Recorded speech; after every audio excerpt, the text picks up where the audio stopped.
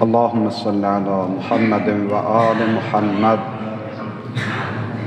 Euzu billahi mineşşeytanirracim. Bismillahirrahmanirrahim. Elhamdü ve sena'u lillahi rabbil alemin. Vel âkıbetu littekvâ vel yakîn.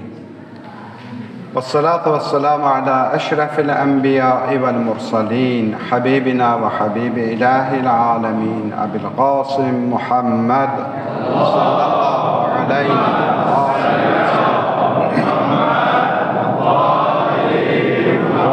أهل بيته الطيبين الطاهرين المعصومين ولعنة الله على أعدائهم أجمعين من الآن إلى قيام يوم الدين. رب اشرح لي صدري ويسر لي أمري واحلل عقدة من لساني يفقه قولي. صدق الله العلي العظيم. Allah'a hamd senalar olsun. Bir daha ömrümüzdə nəsib elədi Mühərrəm ayı Əbu Abdullah Hüseyn əleyhissalamın əzadarlığında iştirak etdik. Bu məclislərin həqiqi sahibi, ən böyük əzadarı Həzrət Hüccət Əccəlallahu Fərəcəhu Şərif olmaqla bütün hak sever insanlara, bütün dünya müsəlmanlarına və sizlərə təsliyyət ərz edirəm. Allah mütəal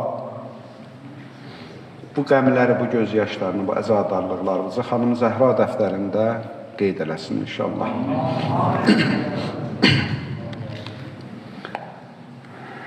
Bu əzadarlıqlar dedik çox dəyərlidir, çox qiymətlidir və bunların, bu gözyaşlarının müştərisi Xanım Zəhra salamullahi aleyhadır ki, bugün onun balasına hər harda olursa olsun, bir nəfər qəmgin olsa, gözyaşı töksə, mütləq odur ki, əcrin, muzdun alacaq.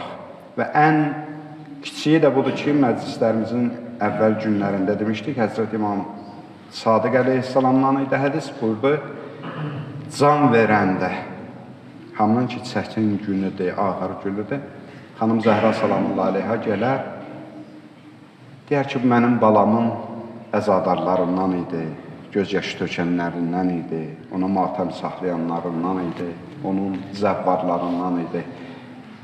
Mələklərə tapşırar. Deyər, bu bəndə ilə ana evladı ilə rəftar elədiyindən daha mərhəmətlə rəftar ediyum. O bizim boynumuzda haqq qoyub. Ona görə dəyərin bilək bu gözyaşlarının, bu məclislərin. Bu 10 günlükdür, sürətlə gələr keçər. Artıq 5-ci gündür ki, məclislərimiz təşkil olunur. 5 gündə qalır. Gələr keçər ömürdən, bunlar hər vaxt fürsət olmur. Hər insanın fürsəti olmur. Ona görə bu günləri çox dəyərləndirməliyik, qiymətin qədrini bilməliyik. Amma mövzumuz ki, danışırdıq barəsində, dedik ki, nə səbəb oldu görəsən? Peyğəmbərimizin vəfatından cəmi 50 il keçmişdi, hələ Peyğəmbəri görən kişilər sağ idi. Bir tərəfdə çağıran Yeziddir, bir tərəfdə çağıran Əbu Abdullah Hüseyn əleyhissalamdır, Peyğəmbər balasıdır, Ali Əbadır. Onun ətrafında 30.000 qoşun cəm olub, bu əzəmətli şəxsiyyətin ətrafında 72 nəfər cəm olub, onun da elə, dedik ki, yarısı öz əhli əyalıdır, qardaşları, qardaşı balaları, öz balalarıdır. Təqribən bir 40 nəfər adam ətrafında cəm olub. Nə səbəb olub ki, imamın dəvətinə müsəlmanlar bu qədər laqeyd olublar? Çox mühüm məsələdir. Bunun barəsində düşünməliyik ki, insanı bəzən bihuş eləyə bilər namazı, orucu, ibadəti, ziyarəti, əzadarlığı. Bihuş eləyər, başının altına yastıq qoyar, deyər, maşallah, yaxşısan. Bir gün gələr, zamanı imamı zuhur eləyər, o da deyər, necə Əbu Abdullah Hüseyin əleyhissalam demişdi, həlimin nasının yansurunu, bir nəfər var, mənə kömək eləsin. Onda biz o hüccətin çağırışına hay verə biləcəyikmi, bilməyəcəyikmi? Bu məsələlər bunun üçün təhlil olunmalıdır ki, insan özü özünü analiz eləsin, görsün ki, mənim bugünkü durumum nə vəziyyətdədir? Mən imamın çağırışına cavab verə biləcək haldayam, deyiləm. Əgər deyiləmsə, üzərimdə çalışmaq lazımdır. Fürsətdir məclislərdə ki, insan özünü test eləyə, tanıya. Dedik ki, iki növ səbəblər var. Bir daxili səbəblərdir, bir xarici səbəblər idi. İnsanların imamın çağırışına cavab verməməsinin səbəblərindən. Dedik ki, əvvəl danışaq o daxili səbəblər, öz içimizdə olan səbəblərdən ki, çünki bunlar həm əxlaqi mövzulardır və həm də tərbiyəvi mövzulardır. Daxili səbəbləri biz araşdırmalıyıq. Birincisi dedik ki, Allahdan uzaq düşməkdir. İnsan Allahdan uzaq düşərkən, o zaman Allah hüccətinin də çağırışına cavab verə bilmir. Bu ilahi bir sünnədir. Quran-ı Kərim buyurur, və la təkunu kəllədinə nəsullah. Onlar kim olmayın ki, Allahı unutdular. Fəənsəhum ənfusəhum. Onlar Allahı unutduqlarına görə, Allah da onları özlərini unutdurdu. Dünən başladıq bu mövzuna. İnsan özünü unudarkən nə baş verir? İnsanda şəxsiyyət çatışmamazlığı baş verir. Şəxsiyyəti olmur insanın. O zaman ki, insanda şəxsiyyət olmadı, o zaman onun üçün fərqi yoxdur hansı cəbhədə dayanmağının. Haqq cəbhəsi olsun, batıl cəbhəsi olsun, yetər ki, onun orada maddi çıxarları olsun. Maddi çıxarını harada görsə oradan tərəfdir. Da onun üçün haqq meyar deyil. Peyğəmbərlərin də zamanında bu cür olub, imamların da zamanında bu cür olub və qiyamətə qədər bütün insanların da zamanında bu cürdür. İnsandakı şəxsiyyət olmasa, onun üçün fərq eləməyəcək ki, bu Yəziddir ya Hüseyndir. İndi ola bilər, bugün adlar çəkiləndə adamı titrətsin, İmam Hüseyndən söhbət gedir. Fərq eləmir. Bəzimiz kiçik məsələlərdə imtihan olunacaq, bəzimiz böyük məsələlərdə imtihan olunacaq. Amma hamımız haqla batılın arasında imtihan olunacaq.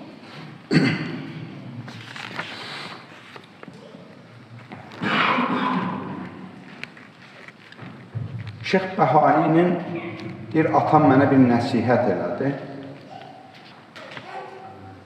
Erkək ataların nəsihəti evladlarına yaxşı nəsihətlər olar, yaxşı vəsiyyətlər olar. Bir də görürsən ki, məsələn, atadır gəlib 80 yaşına çatıb, oğla vəsiyyət edib, mən öləndə məni, məsələn, aparın filan ucqar kənddə bastırın. O da gəlib düşüb ölümü qışa, nə maşın çıxır ora, cəmaat düşür əziyyətə, hay həşir, valla, niyə burada dəfn eləmişəm, deyə atamla vəsiyyət edir. Və ata, elə bir şey vəsiyyət elə ki, dərdə dəyən olsun, yaxşı işlər vəsiyyət edir evlada. Şeyx Bəhainin atası gəlir vəsiyyət edir. Baxın, Həzrət Əmir əleyhissalamın vəsiyyətlərinə, oğlanlarına sonuncu vəsiyyəti nə idi? Sizi təqvaya və dinin nizamına çağırır. Bu atanın oğla vəsiyyəti bu cür olur. Sizə iki şey ümmət vəsiyyət edirəm, Peyğəmbər buyurdu. Kitab Allah, Qur'anı və itrəti və əhl-i beytini. Vəsiyyət bu cür olur. Şeyx Bəhainin atası dedi ki, oğlum, Qur'andan müğayət ol cinən. Qur'andakı bu ayələri özün üçün yaddaş elə saxla. Əvələm nəəmmirukum. Qur'an deyir ki, biz sizə ömür vermədik. İndi ki, Allah bizə ömür verir, bu ömrü dəyərləndir. Bax, gör, ömrü harada xərcləyəcəksən. Bu ömür sürətlə əlimizdən gedəcək. Bu sərmayə çıxır əlimizdən. Harada xərclədiyimiz mühümdür. Bu saatlar ki var, bu saatlar o qədər dəyərlidir. Bəlkə bütün ömrümüzün hesab kitabını soruşanda bizdən, qiyamətin günündə elə təqdim eləyə bilsək bu saatlarımızdır. Bu saatları qiymətli bilir. Şeyx Bəhainin atası yazdı bu ayələri onun üçün. İnnə əkramakum indallaha ətqakum. Oğlum, Allahın yanında təqvalı, hörmətli kişidir. Day sənin mənsəbün, ondan sonra qəbilən, milliyyətin, rəngin, qaradır, ağdır. Allah üçün bunların heç birinin əhəmiyyəti yoxdur. Sənin vəzifən nədir, nə işləyirsən, nə çalışırsan, deyir, Allah üçün bunların fərqi yoxdur. Nəkrəməkum indallaha ətqakum. Allah üçün təqvaluz meyardır, təqvalı olmaq lazımdır. İkinci, şeytan bizim üzərimizdə iş görür ki, Allahdan uzaqlaşaq, o da Qurandan uzaqlaşmağımızdır. Cəmiyyət ki, Qurandan uzaqlaşdı, bütün əxlaqi dəyərlərdən uzaq düşür. O dövrdə də Qurandan uzaq düşmək səbəb olmuşdur ki, insanlar İmam Hüseyin əleyhissalamın çağırışına cavab vermədilər. Bəli, zehninizdən təqribən düşünürəm ki, bu sual keçdi. Məyər o qarşı tərəfdə duranlar Quran oxuyanlar deyildi, Quran oxuyanlar idi. Qurandan rabitə Quran oxumaq deyil. O qədər insan var ki, Quran oxuyur. Quran buyurur özü bunun barəsində. Rabbətəlil Quran vəl Qur'anı yəl'ənhu. Çoxdur Quran oxuyan ki, Quran onlara lənət oxuyur. Sən gələsən Quranda bəzi ayələr var, oxuyasan, amma onun ziddinə gedəsən. Quran oxumaq başqa bir şeydir. Qurandan rabitə başqa bir şeydir. Ünsiyyət başqa bir şeydir. Quranla rabitə onda olur ki, Quranı oxuyursan, Quranın mənasını Peyğəmbər və Əhl-i Beytdən öyrənirsən və ona da əməl edirsən. Ona da əməl edirsən. Yoxsa Yezidin qoşunundakilər Quran oxuyurdu, mən deyərdim bəlkə bizdən çox Quran oxuyurdular. Quranda oxuyurdular ki,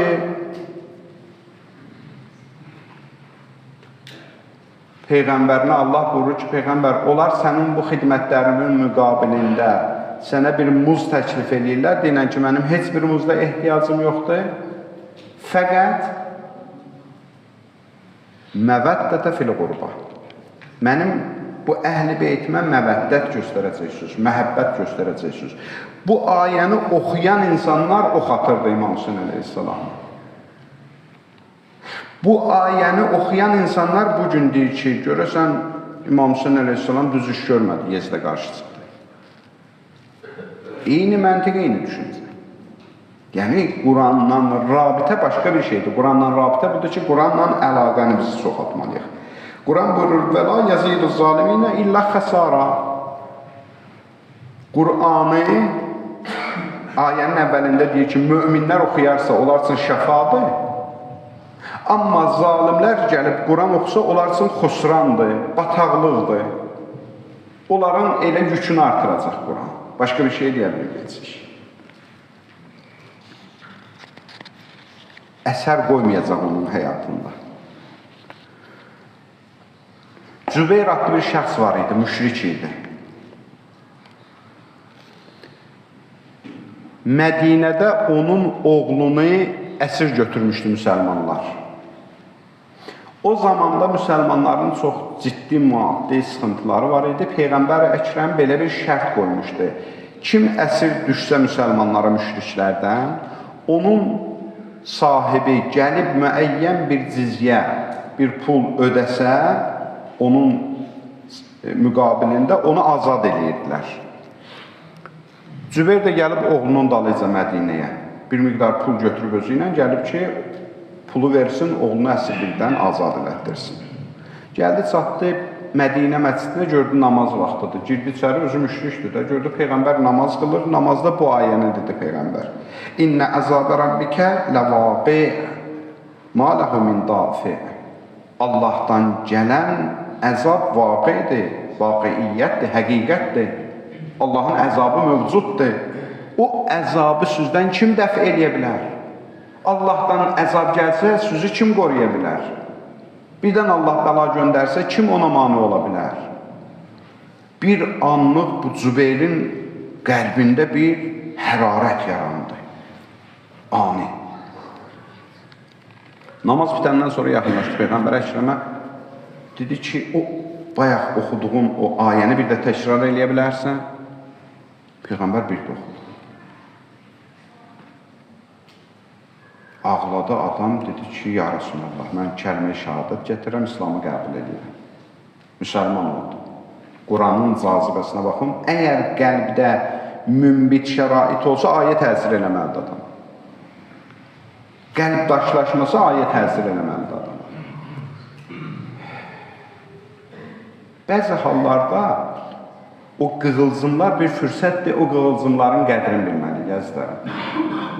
Çöllüyə getmirsən, görsən bir ocaq qalamaq istəyirsən, biraz orada bir şeylər, xırda para bir şeylər qoyursan, vurursan, görürsən ki, közərdir. Közərəndə neynəməlisən onu? Qoruyursan da, o yüzden əldə tutursan, külək söndürməsin, bu yüzden biraz üfləyirsən, sən yavaş-yavaş alışsın, alışandan sonra böyük odunları qoydun üstünə, ocaq alışdı da qutardı, ged başlı qoy yat, özü yanacaq. Deyirlər ki, bu cür Əbu Abdullah Hüseyin əleyhissalamın məclisləri də həmən o qığılcımdır, qəlbimizdə, ruhumuzda, düşüncəmizdə vurdu. Onu qoruyaq, ta o alışsın, alovlansın, qəlbimizdə iman nurun yarada bilsin. Qoymayaq sönsün. Burada o qığılcımı verir hamımızda, gözümüz yaşarır, qəlbimiz kədərlənir. Elə ki, qapıdan bəzən çıxdıq görürsən ki, qoyduq getdik, bunu külək gəldi söndürdü. Müğayyət olar bunlardan. Buna Allah bu işləri biz üçün görür ki, fürsətdir. Necə Cübeyrin həyatını dəyişildi. Gəldi müsəlman oldu.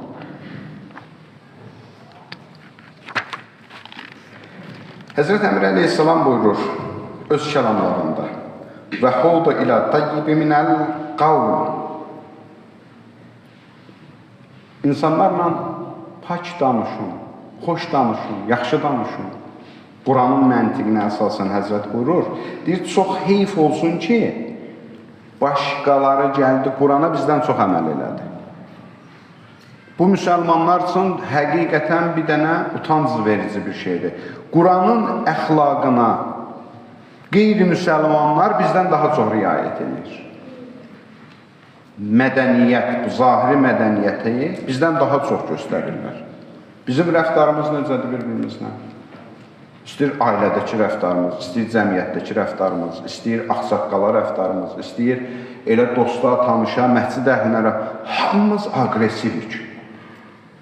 Quran nə deyir? Və hudu ilə tayyibi minəl qavl, insanlarla gözəl, yumuşaq, məlahətli danışın, rəftar eləyin. İmam Sadiq əleyhissalamın dönəmində zındıqlar var idi. Zındıq deyim nədir ki, yəni zındıq, məsələn, bütpərəstin də bir şey inamı var da, özünün biti var da ən azından, yaxşı. Zındığın heç nə inamı yoxdur. Ümumiyyətlə etiqad bəslənir. O dövrdə zındıqlar çox böyük bir cərəyan idi. Bəzən gəlirdilər İmam Sadiq əleyhissalamla otururdular bəhs eləməyə. Bəhs bitib gedəndə deyirdilər ki, biz gəlirik, otururuq, öz dəlillərimizi qoyuruq ortaya Allahın yoxluğu barəsində, inkarı barəsində. Elə dəlillər qoyuruq ortaya ki, İmam Sadiq bizə elə qulaq asır ki, özümüzdə də fikirləşirik ki, bu daha tabi oldu. Bunun cavabı yoxdur bizim iradlarımıza. Elə oturur belə qulaq asır bizə. Danışıb bitiririk, 2 dənə cümlə deyir, bütün sözlərimiz alt üstə olur. Sən demə, bayaqdan bizi ədəbindən dinləyirmiş. Bir gün də gəldi o zındıqlar ki, imamla bəhs eləsinlər. Tələbələrindən biri dedi ki, icazə ver, mən bəhs edeyim o zındıqları. İmam Sadiq əleyhissalam dedi ki, yaxşı buyur. Ağa xeymədə oturmuşdu. Xeymə də indi görmüşsünüz də, xeymə bir parçadan olar da. Ağanın tələbəsi həmin zındıqlarla çıxdı, xeymənin çöl tərəfində oturdu. İndi bir parçadır da, ağa səslərini, bəhslərini eşidir bunların. Bəhs edirlər. Bu şagirdi İmam Sadiq əleyhissalamın üstələdi bunları, öz dəlilləri ilə bunları məğlub elədi, qayıtdı sevincə ağanın yanına. Dedi, ağa, eşitdin bəhsimi? Dedi ki, bəli. Dedi, necə bəhs elədim? Dedi, çox pis. Pis ağa, niyə? Dedi, çünki bəhs eləyərkən bəzən onların hüquqlarını pozur. Zındığın hüququnu imam qoruyur. Din qoruyur. Danışırsan, haqq sənsən, mütləq haqq sənsən də, imamın tələbəsi mütləq haqq idi də, Allahın vəhdaniyyətindən danışırdı. Yaxşı, tərəf zındıq idi, Allahın inkarçısı idi. Deyirdi, amma danışanda onunla da hüquqlarını qorumalısın. İmkan ver, sözünü rahatsın. Kəsmə sözü. Müqəssirin də bir danışma hüququ var. Biz bəzən danışanda qoymuruq ki, tərəf müqabilini danışaq. Vururuq ağzının üstündən. Yox, olmaz. Mən bilirəm nə deyəcəksən. O, bəlkə bugün başqa söz deyəcək, səbirli ol. Din budur, Qurandan uzaq düşməyin səbəbləri var. Heç bir dəlil olmadan, bir söykənəcək olmadan heç kəsi ittiham eləməyək. Bizim ittihamlarımızın 80-90% deyirlərləndir. Deyirlər filan kəs filan işi görüb. Biz eşitmişik, biz danışanda demirik ya deyiblər. Deyir ki, filan kəs filan işi görüb. O qədər yəqinliklə deyir ki, sanki gözümüzün qabağında o iş icra edib. Quran deyir ki, yox. Sənə çox məlumat gələcək, onların çoxsu yalandır. Araşdır.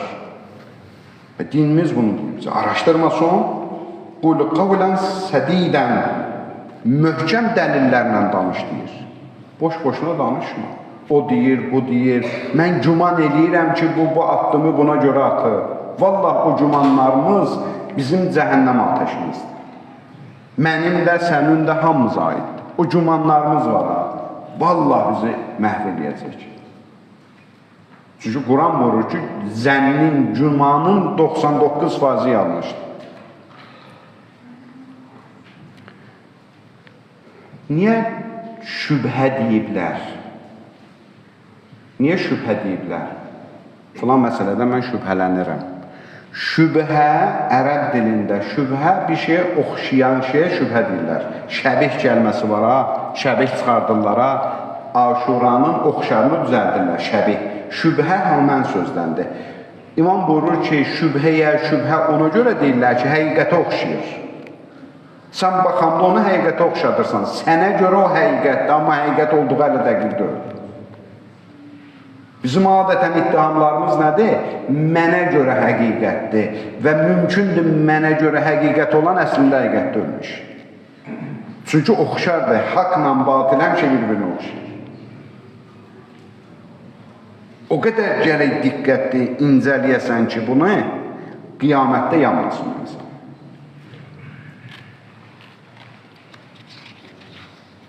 Birinci illət ki, dedik, İmam Hüseyin əleyhissalamı tənha qoydu o dövrün müsəlmanları, İmam Hüseyndən uzaq düşdülər. O da budur ki, Allahdan uzaq düşmüşdülər. İkinci bu idi ki, Qurandan uzaq düşmüşdülər. Quran dərkindən uzaq düşmüşdülər. Çünki Aşuranın sübhündə imamın öz kəlamı idi. Buyurdu ki, şeytan sözü ilə bir iş gördü ki, Allahı unutdunuz və Allahın vəlisinə qarşı çıxdınız. Allahı unutmaq budur. Üçüncüsünü deyim mən ki, Allahdan insanı uzaq salar və gətirər insanı imam qatilinə qədər çıxarda bilər, namaza əhəmiyyətsiz yanaşmalıdır. İzə qamu ilə salat, qamu kusala. Bəzi ayələr adam oxuyanda elə bilir ki, Allah, elə bu ayələr biz üçün deyir. Deyir, bir çoxları var ki, namaza durarlar. Qoy mən elə bu cür tərcümə edim də, zanlı çıxacaq. Sözünün tərcüməsi bu deyil, ha. Tənbəl laqeyddir, kusalanın mənası budur, amma can verə-verə namaz qılır. Allah namaz gəldi də gənə. Daydıra bu borcumuzu da verək geçsin də. Hər vaxt namaz insansın bu cür olsa, bu bir dənə siqnaldır ya. Bu bir siqnal da özümüzü düzəldir də. Baxın. Bu misalı mən seçmişəm əvvəllərdə yadımdadır. Salam. Maşında bəzi işıqlar var. Öncədən insana xəbərdar edici işıqlardır. Məsələn, yanacağın azalıb işıq yanır. Bu yanacağın işığı ki yandı, sənə ağıl şuur sahibisən, deyir ki, get ona yanacaq doldur da. Da onu vurub sındırmayacaqsın ki, niyə mənə göstərirsən bunu? Üstünə bir zaniyet yapışdırmayacaqsan ki, görsənməsin. Bunlar da bir siqnallardır, bizə göstərir ki, namazı ki, canı çəkə-çəkə qılırsan, bil ki, imam qatildə ola bilərsin. Bu çox təhlükəlidir. Başda mənəviyyatla məşğul ol ki, günahlardan uzaqlaş ki. Cəfər Təyyar eşitmişsiniz. Həzrət Əli əleyhissalamın qardaşı idi. Döyüşlərin birində, Mut'ə savaşında hər iki qolunu kəsdilər Cəfər Təyyarın və şəhid elədilər. Peyğəmbər vədə verdi ki, Cəfər Təyyara Allah cənnətdə 2 dənə qanad verdi. Cəfər Təyyarı İslamın əvvəllərində Peyğəmbərimiz göndərmişdi, həyat yoldaşı ilə birlikdə Cəfər Təyyarı göndərmişdi Həbəşə. Məmur eləmişdi Peyğəmbər, onu bir miqdar müsəlmanla göndərmişdi onları Həbəşə. Uzun müddət qaldı Həbəşdə, təbliğatla məşğul oldu, Peyğəmbərin tapşırıqlarını, xəbərlər çatırdı ona, orada icra edirdi, uzun müddət Həbəşdə yaşadı. İndi gəlib müsəlmanlar Xeybəri fəth edib, müsəlmanların artıq gücü var, müsəlmanlar Xeybəri fəth elədiyi gün Cəfər Təyyar gəlib çıxıb ora, Mədinəyə. Peyğəmbər Cəfər Təyyarı çox istəyirdi. Həddən artıq çox istəyirdi. Bax, bir dənə söz deyim, belə Cəfər Təyyarı Peyğəmbər nə qədər çox istəyir. Peyğəmbər orada Cəfər Təyyarı görəndə Xeybərin fəthi müsəlmanlar üçün çox mühüm məsələ idi. Peyğəmbər buyurdu ki, bilmirəm Xeybərin fəthinə sevinim, yoxsa Cəfər Təyyarın gəlişinə. Cəfər Təyyarın qayıdışını Xeybərin fəthi ilə bərabər tutdu Peyğəmbər. Qucaqladı bunu, əzizlədi, Cəfər, xoş gəlmirsən, çox əziyyət çəkmirsən. Da müsəlmanların maddi durumu da yaxşıdır maşallah. Da indi Xeybəri də fəth ediblər, bir xeyli qənimət var əllərində. Peyğəmbər dedi ki, Cəfər, sən ki bu qədər xidmət eləmirsən, neçə vaxtı getmirsən, ailə ilə qalmırsan, Həbəşdə əziyyət çəkirsən, nə istəyirsən məndən istə. Bax, istəyirsən sənə yaxşı qırmızı dəvələr verim, yaxşı qoyun sürüsü verim, yaxşı xurma bağları verim, sənin zəhmətlərinin müqabilində. Sayıcı Peyğəmbər dedi ki, istəyirsən ya da sənə bir dənə namaz öyrədim.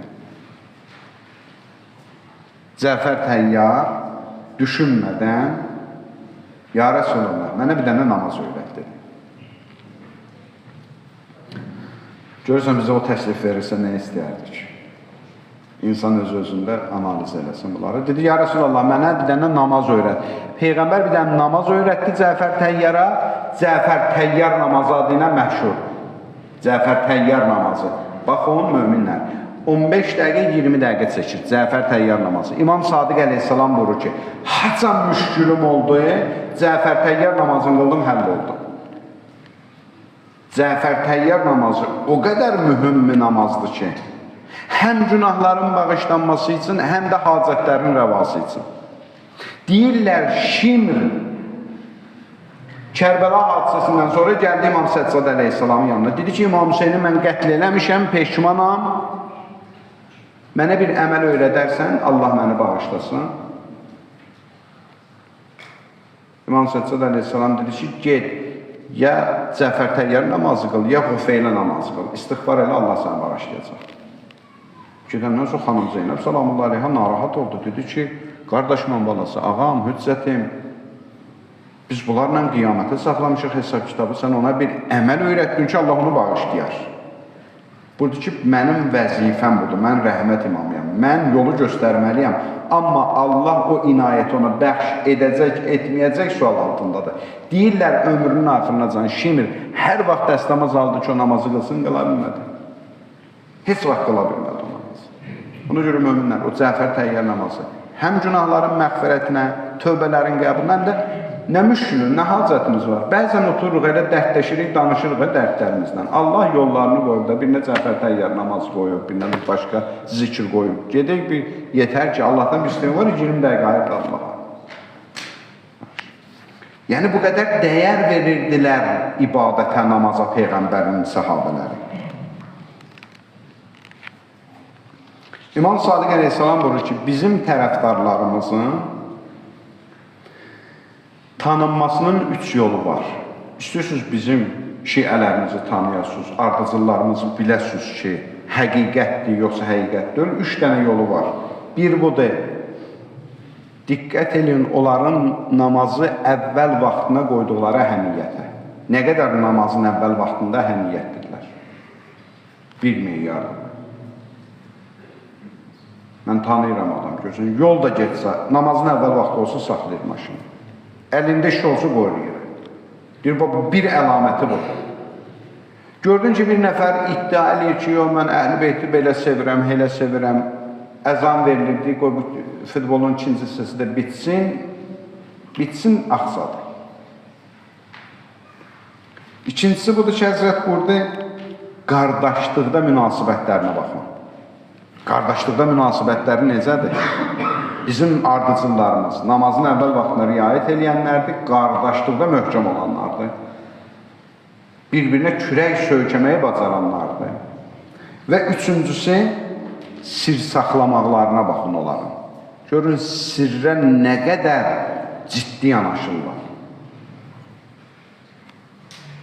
Görürsən, məsələn, adam var ki, iddiası böyükdür. Bir yerdə, məsələn, 2 kəlmə danışdın oyundan, hələ o otaqdan sən çıxmamış, görürsən, bir başqa yerdən səsi çıxdı o söhbət. Allah saxlamış, o qədər zirəkdir bu işlər. Deyir ki, bizim tərəfdarlarımızın xüsusiyyəti budur, sir saxlamaqda möhkəmdirlər. Qısası mən sizə bir dənə söz deyim. Din bilirsiniz nə deyir? Deyir ki, mömin odur ki, kişi. Bax, dinin əhatə cəmin götürsünüz, mərd kişi yəni mömin. Mömin yəni mərd kişi. Bütün hədisləri oxursan, ayələri oxursan, yekunu buna gəlir.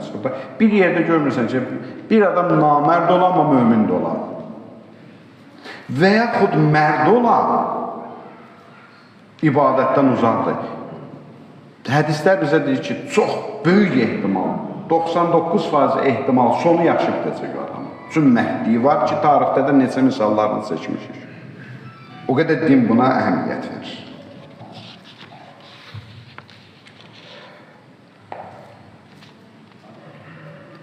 Dedik ki, bu hadisələr insanda şəxsiyyət böhranı yaradır, şəxsiyyət çatışmamazlıqları yaradır və səbəb olur ki, insan imam qatilinə çevrilsin.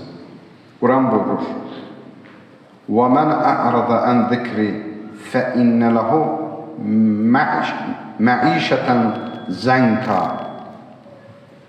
Allah mütəala buyurur ki, elə ki, məni yad etməyi qoydunuz kənara, mənim zikrimdən uzaqlaşdınız, sizi üçün mən sıxıntılar qoyacağım. Həyatınız sıxıntılarla keçəcək. Pulun da olacaq, malın da olacaq, dövlətin də olacaq, evladın da olacaq, amma canın sıxılacaq. Niyə sıxılacaqdır? Çünki uzaqlaşmısan da mənimlə. İstəyirsən sıxıntıların geçsin, yaxınlaşma. Sənin mənbəyin, ruhuvun, özəyi mənəm. O özəkdən uzaqlaşdıqca bu olacaq. Böyük göllərin, dənizlərin suyunu görmüşsünüz də. İndi məsələn, böyük dənizlər belədir ki, okeanlara çıxışı var, yaxşı. Amma göllərin suyu belədir ki, heç yerə çıxışı da yoxdur. Neçə əsrlərdir qalıb bu, məsələn, göl. Yaxşı, ya Xəzər dənizi özü də bir göldür də. Get suyunu götür, göl, iyilə bax, gör, xarab olub, iyi verir, kiflənir, yox. Çünki özəkdir, mənbəydir. İndi o sudan bir vedrə gətir, qoy həyətdə. 1 ay, 2 ay, 3 ay görəcəksən ki, yavaş-yavaş xarab oldu, iyləndi, kifləndi. Çünki mənbəyin özündən ayrıldı. Bizim ruhlarımızda mənbəyə bağlı olanda daim gözəl ətir iyi qoxur.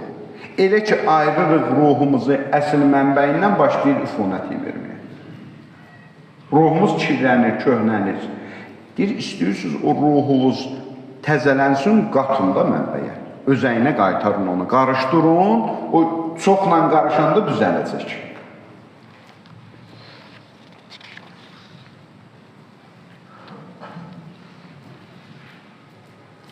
Dördüncü səbəbdə deyim, sözümü tamam edeyim inşallah. Dördüncü səbəb də budur ki, insanı Allahdan uzaqlaşdırır. Yusari'una fil ithmi vəl udvan.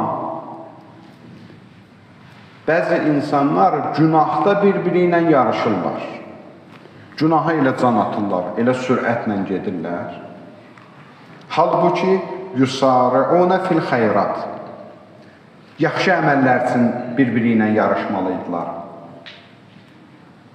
Bir yerdə eşidir ki, filan yerdə filan bir dənə günah məclisi var, gecə ilə qaçdı ora.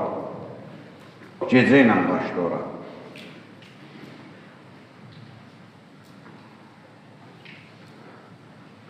İl dolanıb, Əbu Abdullah Hüseyin əleyhissalamın əzadarlığı gəlib çatıb, nə qədər adam yığılıb bura. Bunları bizim dərd, sərimiz olduğu üçün mən istəyirəm dərd edilirdi. Bir dənə toy axşamı olaydı, 2 dənə də yaxşı meyxan deyən gəlirdi. Allah uzaq eləsin, mən məclislərlə ümumiyyətlə heç müqayisə eləmək istəmirəm bu şeyləri. Amma insafən ora nə qədər gedərdik, bura nə qədər gəlirdik. Quran buyurur, yusari'una fil ithmi vəl udvan, günahda sürətlə qaçırlar, yarışırlar, Allahdan uzaq düşənlər. Halbuki yusari'una fil xeyrat, yaxşı işlərdə çalışmalıydılar. Qardaşlar, gəlin bugün məscidi təmizləyək. 4 nəfər, 3 nəfər, məsələndirəndə. Gəlin bir dənə yaxşı dəmli oynayaq. Növbə üstündə davadır. Yaxşı. Bunlar nədir? Bizim o ki deyirdim ha, əxlaqi mövzularda həm də bunlar, tərbiyəvi mövzularda həm də bunlar və həm də öz içimizdə öz dərd-sərimiz, problemlərimiz də araşdırmalıyıq, çatışmamazlıqlarımızı tapmalıyıq ki, bugün fürsət veriblər bizə. 5 gündən sonra İmam-ı Zaman oradan hay eləsə Həlmin Nasirin Yansurni vəziyyət pisdir. Gedib necə Yezidin qoşununda dururdular, biz də gedib imamın müqabilində duracağıq. Heç sinəmizə döyməyik. Bu sadalananlar varsa bizdə günaha tələsirik, xeyləmələ tələsmirik, Qurandan uzaq düşmüşük, ilahi zikirdən uzaq düşmüşük, namaza süs yanaşırıq. Bunlar nədir? Bir siqnallardır bizim həyatımızda. Ona görə insan nə eləməlidir? Yavaş-yavaş bu şeyləri nəticəsi budur ki, bunlar səbəb oldular imam qatilinə çevrilirlər. Bunlar səbəb oldular 30 min Yezid tərəfə getdi, 30 nəfər İmam Hüseyin tərəfə getdi. Bunları gərək tədricən özümüzdə analiz edək, düşünək. İnşallah nəsib olar, qismət olar. Gələn günlərdə mövzunu qalan hissələrini də inşallah sizlərlə birlikdə bölüşərik. Özüm üçün bir ibrətlərdir bunlar əslində. Bir neçə kəlmə də inşallah zikri müsibət eləyərik bu gecə. Ondan sonra əzizlərimiz buradadırlar. Mərsiyan Noha deyiləcək. Mən istəyirəm ki, bu gecə sizin icazınızla təvəssül eləyək. Məzlum İmam Həsən ağanın Kərbəladakı balalarına. İmam Həsən ağanın 4 dənə oğlu var idi və İmam Həsən ağa axır saatlarında İmam Hüseynə vəsiyyət elədi ki, qardaşım, bu 4 dənə balam sənə əmanətdir. Bunlardan məndən sonra müğayət ol. İmam Hüseyin əleyhissalam Kərbəlaya gələndə onlar elə İmam Hüseynin balaları mislində idi də. İmam Hüseyin ağa baxmışdı onlara, İmam Həsəndən sonra. 10 ildə İmam Hüseyin saxlayırdı onları. İndi ki, Kərbəlaya gəlir, onları da götürüb gəlib özündə. Kərbəlaya. 4 dənə İmam Həsən ağanın oğlu var idi orada. Biri Həsən-i Müsənna adı ilə məşhurdur tarixdə. Həsən-i Müsənna, yəni 2-ci Həsən. İmam Həsən ağa öz oğluna öz adını qoymuşdu. Tarixdə Həsən-i Müsənna, 1-ci Həsən İmam Həsən ağadır, Həsən-i Müsənna onun oğlu Həsəndir. Həsən-i Müsənna Kərbəlada döyüşdü, cavan idi. Yaralandı, 12 dənə deyirlər, ox yarası almışdı və bir qolunu kəsmişdilər. Bir qolunu da kəsmişdilər. Və elə o şəhidlərlə bir yerdə düşüb qalmışdı. Sonradan ki, gəldilər şəhidlərin başını kəsməyə, gördülər ki, bu elə ölməyib. Zanı nəfəsi üstündədir. Bir nəfər var idi düşmən qoşununda, Həsən-i Müsənnanın ana tərəfdən qohumluğu çatırdı. Ana tərəfdən qohumluğu çatırdı. Tanıdı ki, öz qəbiləsinin xanımlarından birinin oğludur, İmam Həsənin yoldaşı idi. İbn Ziyaddan orada qoymadı başını kəsməyə. Dedi, mən aparıram bunu İbn Ziyada, qərar nə olsa kəsər. Çünki bu elə ölməyib. Gəldi İbn Ziyaddan istədi ki, bu bizim qəbilənin bizə çatır. İbn Ziyad da gördü, onsuz ölümcül halındadır, bunun heç sağ qalmağa ehtimalı yoxdur. Dedi, götür apar, nə bilirsən elə. Həmən şəxs onu apardı, sağaltdı. Sonradan qayıtdı, gəldi Həsən-i Müsənna Mədinəyə. Təqribən də 90 yaşına qədər də yaşadı. Və təbai seyidlərimiz ki var, Həsən-i Müsənnanın nəslindən gələn seyidlərimizdir. İkinci bir oğlu var idi İmam Həsən ağanın Kərbəlada. Əbu Bəkir adı ilə məşhurdur, lakin Əbu Bəkir künyədir, ad deyil. Bəzənlərdə bunu qarışdırırlar ki, məsələn, Həzrət Əlinin də Əbu Bəkir adlı oğlu var idi, İmam Həsənin də Əbu Bəkir adlı oğlu var idi. Əzizlərim, Əbu Bəkir ad deyil, künyədir. Bəkirin atası. Bugün, məsələn, ərəbdə bir nəfərin oğlu olsa Bəkir adında, ona deyəcəklər Əbu Bəkir. Yəni, Bəkirin atası. Ərəbdə buna künyə deyirlər. Adı Abdullah idi. Abdullah Əkbər. Çünki İmam Həsənin 2 dənə Abdullah adında oğlu var deyəcək. Abdullah Əkbər idi bu. Və elə çox tarixlərdə də Əbu Bəkr kimi məşhurdur. Tarix yazıb 35 yaşı var idi. Döyüşdü və ilk şəhidlərdən, Bəni Haşimdən, Həzrət Əli Əkbərdən sonra ilk şəhidlərdən oldu. Bəni Haşimin ilk şəhidlərindən oldu. İmam Həsən ağanın böyük oğlu 35 yaşında. Bu 2 oğlu qaldı, 2 dənə oğlu. Biri Həzrət Qasım, biri Həzrət Abdullah. Həzrət Qasımın tarix yazıb 14-15 yaşı var idi. Yeni həddi buluğa çatmışdı. Qoy bir haşiyədə çıxın da icazə özünə. Bəzən tarix boyu məşhur olub. İmam Hüseyin Qasımla öz qızını, Səkinəni evləndirdi. Həzrət Qasım orada elə təzə həddi bulub olurdu. Orada evlənmə məsələsi, xüsusən Aşurada, Kərbəlada belə bir məsələ yoxdur bu tarixdə. Yanlışlıqlardan biridir. Tarixçilərin böyük ehtimalla dedikləri budur ki, İmam Hüseyin ağanın Səkinə adlı qızı İmam Həsənin Əbu Bəkir, Abdullah Əkbər adlı oğlu ilə ki 35 yaşı var idi şəhid olanda onunla evlənmişdi. Özdən Kərbəlaya gəlməmişdən qabaq ailə qurmuşdular.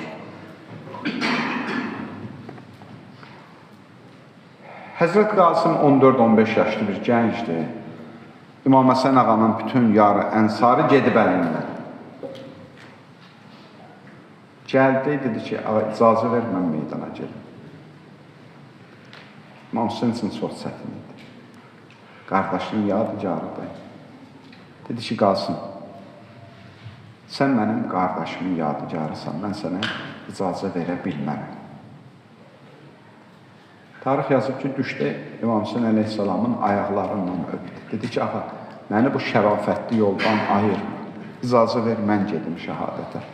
Dedi, qardaşımın balası olmaz, sən yadigarsın. Sənə icazə verə bilmərəm. Çətindir, insan əmanətlə imtihan olunmasın. Qardaş əmanətidir. Tarixdə yazıblar ki, Həzrət Qasımın birdən yadına düşdü ki, atası axır nəfəsində İmam Həsən ağa ona bir məktub vermişdi Qasımə. Demişdi, oğlum, sən bir gün çətin günün olacaq. O məktubu onda açarsan, o vaxta qədər açma.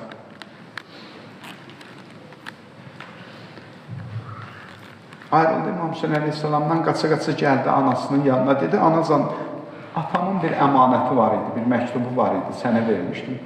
Onu qaytar özümə. Dedi, oğlum, neyinirsən? Dedi, atam demiş ki, ən çətin vaxtında onu açarsan, mənim bundan çətin vaxtım yoxdur. Ağam Hüseyin gelir şəhadətə, mən burada qalmışam. Bundan çətin bir şey yoxdur mənsin. Açdı məktubu, gördü ki, İmam Həsən ağa yazır ki, oğlum Qasım, bir gün Kərbəlada olarsan, Əmin Hüseyin meydana getməmişdən öncə mən sənə tapşırıq verirəm ki, öz imamını müdafiə elə, ta şəhid olana qədər. Aldı məktubu, sevinə-sevinə gəldi İmam Hüseyin əleyhissalamın yanına, dedi ki, ağacan, bu İmam Həsənin atamın vəsiyyətidir. Bu vəsiyyəti mən gərək icra edəyəm, icazə ver, mən daxil olum meydana. İmam Hüseyin üçün çox çətin idi. O həzrətlə vidalaşdı. Deyirlər, o qədər cılız idi bədəncə, əyninə də zirək tapılmadı cinsin. Elə köynəklə, şalvarla getdi meydana.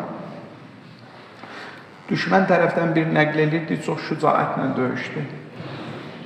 Çox şücaətlə döyüşürdü. Ayağının ayaqqabısının bəndi qırılmışdı, deyir, birdən dolaşdı ayaqqabısının bəndi bir-birinə. Yıxılanda, deyir, düşmən ki, əhatəyə almışdı, hamısı hücum elədi. Oxla vurdular, nizə ilə vurdular. Nalə elədi, ya əmma, əmican imdadıma yetiş. Deyir, biz gördük İmam Hüseyin sürətlə gəldi başının üstünə. Başını götürdü, qoydu dizinin üstünə. Dedi, qardaşımın yadigarı, mənə çox çətindir ki, sən əmivi köməyə çağırasın, amma onun əlindən bir şey gəlməsin sən üçün. Mən heç də eləyə bilmirəm. Deyir, İmam Hüseyin əleyhissalam götürdü qucağına, Həzrət Qasımın ayaqları yerlə sürünürdü. Gətirdi, deyir, onu Həzrət Əli Əkbərin nəşinin kənarında uzatdı. Xanımları çağırdı. Ya Zeynəb, ya Ümmü Kulsum, ya Rübab. Gəlin Qasım əza saxlayın. Ta İmam Hüseyin əleyhissalamın heç köməyi qalmıyor. Meydana gedəndə İmam Həsənin bir dənə 10 yaşında Abdullah adlı oğlu qalmışdı. Gətirdi, onu verdi xanım Zeynəbə, dedi ki, bacı, müğayət ol. Qardaşımızın yeganə yadigarıdır, müğayət ol. Deyirlər, İmam Hüseyin ki, meydanda döyüşüb, indi ağanı yaralayıblar, atdan sarıblar. Şimdi ki, gəldi, o qılıncı ki, qaldırdı o həzrətin başından. Abdullah bir çıxdı xanım Zeynəbin əlindən sürətlə qaçdı, dedi, məlum istəyirsən, əmimi şəhid eləyəsən, əmimi başını kəsəsən, tarix yazıb ki, Abdullah 10 yaşında balaca qollarını verdi qılıncın qabağına, hər iki qolun birdən qət elədilər. Hər iki qolunu birdən qət elədilər. İmam Hüseyin əleyhissalam şəhid olmamışdan qəlbinə nə qədər oxlar dedi, nə qədər yaralar dedi. Baxdı 10 yaşında Abdullah'a ağlayır, dedi, balam sakit ol, birazdan aton Həsənə qovuşarsan, cəddün Peyğəmbərə qoşarsın. Əla lə'nətullah ələl qovmusan.